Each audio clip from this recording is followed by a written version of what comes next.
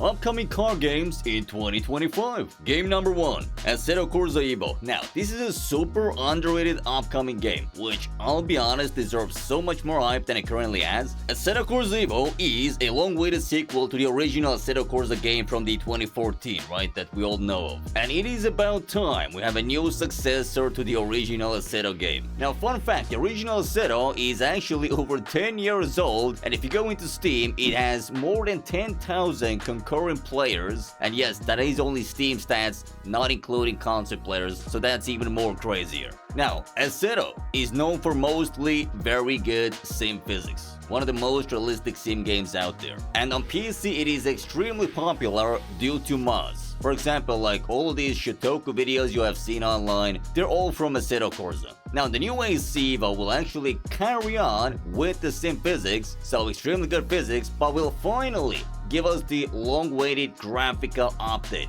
Because let's be honest, like Assetto Corsa without any graphic mods looks pretty bland, at least by like nowadays standards.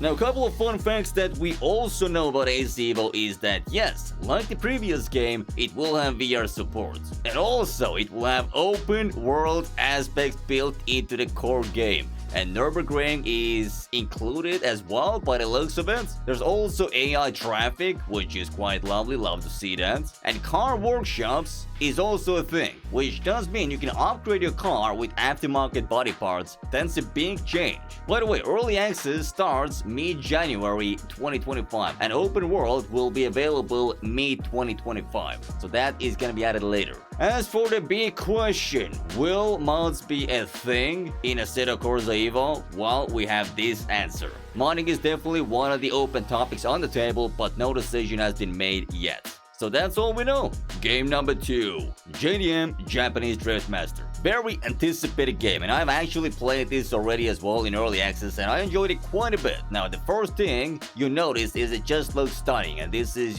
mostly thanks to the Unreal Engine they're using.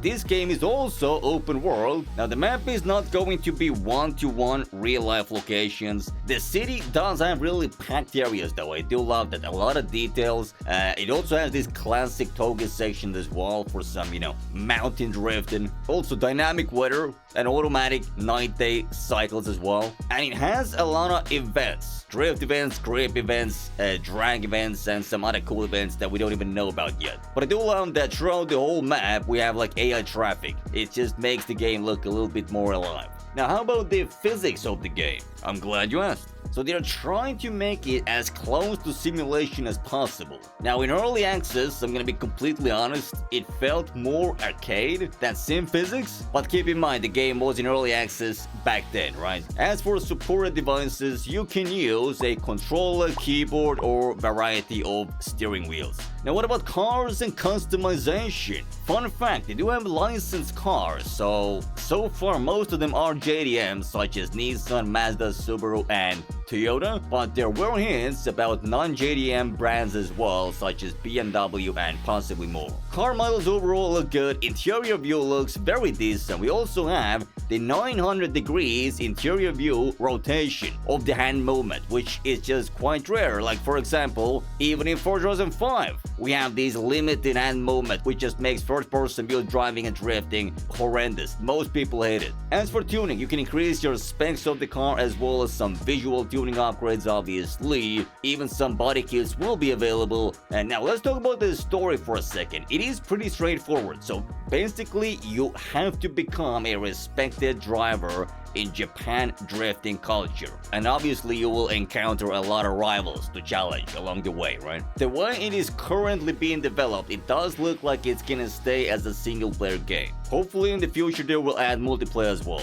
Also, very interesting like manga inspired art like throughout the whole story, that's a nice touch. Oh, by the way, they currently have a free prologue version called JDM Rise of the Scorpion, which is basically a demo demo version of the game, and it's available right now on Steam. So if you do want to like test out the vibes of the game, you can, although it will be better in the full game. Game number 3, Forza Horizon 6, ladies and gentlemen. Now, unless they delay Forza Horizon 6, it should release in 2025. Now, the biggest reason to delay Forza Horizon 6 is actually the release of a different game. The most anticipated game in the world right now, you guessed it, is GTA 6. So if Forza Horizon 6 is not ready to release at the first half of 2025, then it most likely will be delayed because GTA 6, as we know, is going to release on the second half of 2025, and Forza does not want to release its game at the same time or even right after GTA 6. Now, as for the map, the younger Forza audience mostly want to see Japan as the map. Personally, I love to see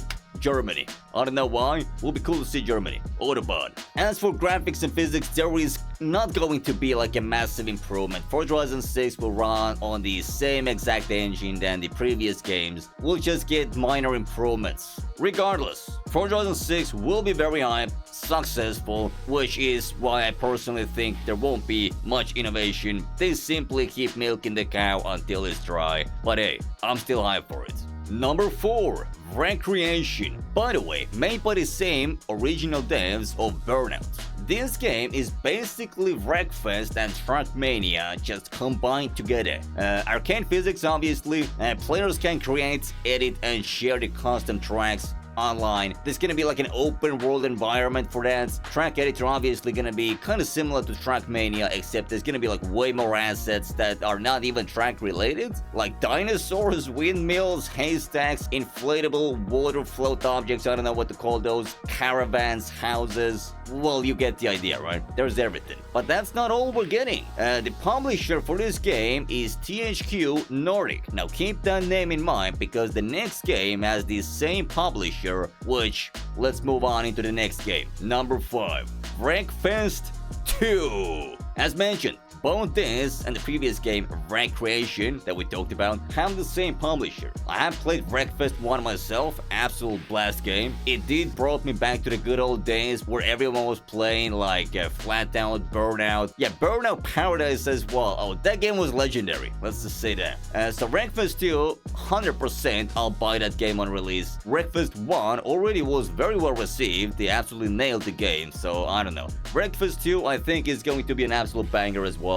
Can't wait to play it. Number 6, Endurance Motorsport Series, which I'm gonna be referring to as EMS. This game has a very different approach regarding gameplay. It is focusing on endurance racing, but you as a player have different roles during the race. You're not just the driver. You click a button, you can hop out of the driving mode and work on like your pit strategies. For example, when your team cars should be going into the pits, what types of like tires to swap. Maybe it's raining, so let's put on wet tires. And then you can go like back into the driving mode. Now, while you are not driving, AI will, for that moment, take over the driving for you. You can also like sit back and like enjoy the event through like the camera views, while that also the AI is driving the cars themselves for you. It's a pretty interesting concept, as in you can drive and manage your own team at the same time, and multiplayer will exist in the game as well, where like one of your friends can be like the manager, you know, like doing the pit crew strategies and whatnot, and then for example the 3 rest of you are the drivers. I would say if you have a friend who is willing to play this game with you, keep an eye on Endurance Motorsport Series. Number 7, Night Runners. Now this game has raised a whopping 125,000 USD already from their Kickstarter page, and they have also released a free prologue for the upcoming game on Steam, which by the way you can already play, but the content is limited there because the actual game is obviously not out yet.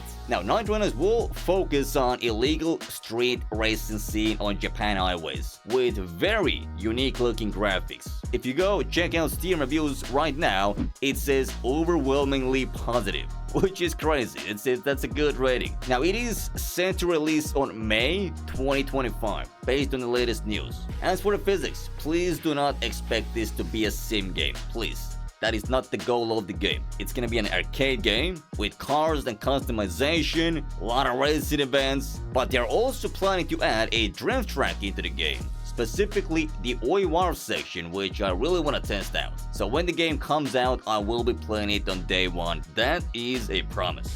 Game number 8. Underground Garage. Currently, there is a free demo version available on Steam right now. There's also early access version, but for that version, you do have to pay money and it has more content. But it is not fully released yet. Now, I'm playing the early access. Be warned, there are like quite a few like bugs in the game at the moment, but some of the bugs that I encountered like kind of stopped me progressing through the game, so I had to like make new save files. Be ready for some bugs, alright? And all this will obviously be fixed when the game is fully released, don't worry about it. But the concept in itself is pretty straightforward. Open world car game, even though the map is quite small at the moment. Basically you are a mechanic, and clients will bring you cars that you have to fix. This is your way of earning money. Also, I do have to note, the main character is 100% inspired by Brian from Fast and Furious. 100%. Anyway, graphics-wise, I do like the game, no complaints there. There are AI cars and AI people walking around the city as well. Makes it look really lively in the city. A very detailed engine and car parts tuning as well. Like half of the game is basically a car mechanic simulator. But yeah, a very promising looking game. However, it does look like it will be single player game only. If this game somehow manages to pull off multiplayer, then it would be game changer, let me tell you that. But moving on into the next game. Game number 9. CarX Street PC version. Now yes, it has already released on mobile as a free game. However, it has yet to release on PC and console. But what is actually the selling point of CarX Street is the fact that we have car damage. Parts of the cars can literally fall off. And doors, when they're damaged, they can like flap around the corners. Obviously nothing close to BeamNG, but it definitely like visually adds a lot to the gameplay in my opinion. Lots of cars you can buy and customize. Graphics for a mobile game are pretty decent. Currently like not well optimized. People are complaining about lag and stutters even on like high-end mobile devices, but developers are already working on fixing that issue as we speak. Now on PC, the graphics are definitely going to be significantly better than you're currently seeing, so when it does release on Steam on PC, I'll be the first to play it. Game number 10. CarX Street console version. A lot of console players have been waiting for CarX Street because it already exists on mobile and on PC. But don't worry, it is already confirmed that it will release on console and the developers are working on that as we speak. CarX Street is basically an open world racing and drifting game, and no car damage in that game, but a lot of cars to choose from, a lot of like options to like visually tune the cars. Now yes, physics are more on the arcade side, but honestly not as arcade as you would think. When you grind the game a bit and unlock like high tier upgrades and do a little bit of tuning, you can drift very nice and smooth in CarX Street. Now if you enjoyed the video, then do like and subscribe, kind sir or madam, and let me know in the comments which game are you looking forward to in 2025 the most. Peace!